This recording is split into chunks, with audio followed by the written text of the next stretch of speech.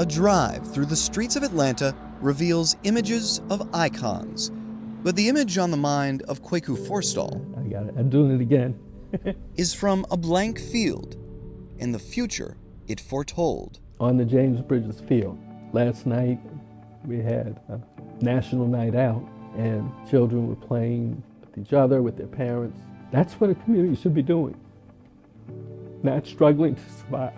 Forstall speaks from the Pittsburgh neighborhood. This should be the place where we can figure it out. Hope Wallensack from the Old Fourth Ward. It's very daunting. Lauren Thomas Priest from the heart of downtown.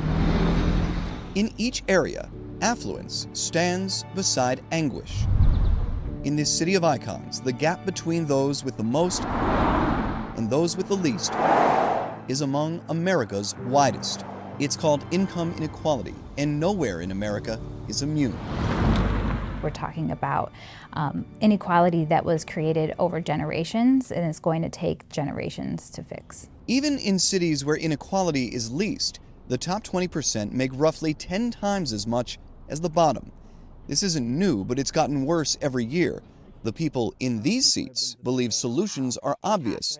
They're pursuing them in Atlanta. I think if you just go downstairs and walk down the block, you'll see economic disparity really kind of on a personal level. Priest works for the Community Foundation of Greater Atlanta. Their data says one of the biggest hurdles toward wealth is debt.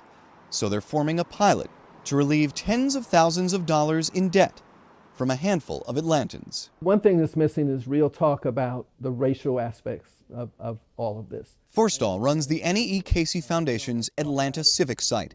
He oversees Pittsburgh Yards, a massive new co-working and development space for Black entrepreneurs. When we say unapologetically we're focused on Black entrepreneurs, that's because they need the extra support to level up, to show what they can do to earn their way to prosperity just like everybody else. They haven't had that opportunity for decades, for centuries arguably. Those numbers have real people behind them. Wallensack runs the Georgia Resiliency and Opportunity Fund.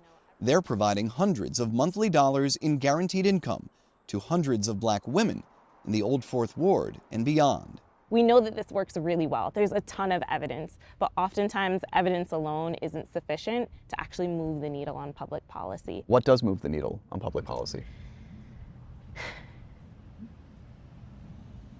It's a great question. It's also the big question.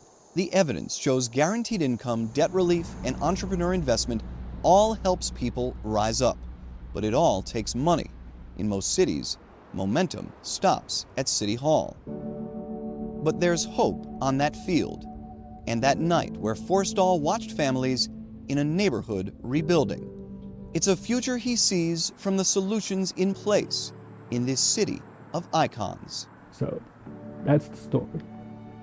In the end, children need to thrive, their families need to have opportunity, communities need to be vibrant and safe places to live and grow. In Atlanta, I'm Matt Pearl.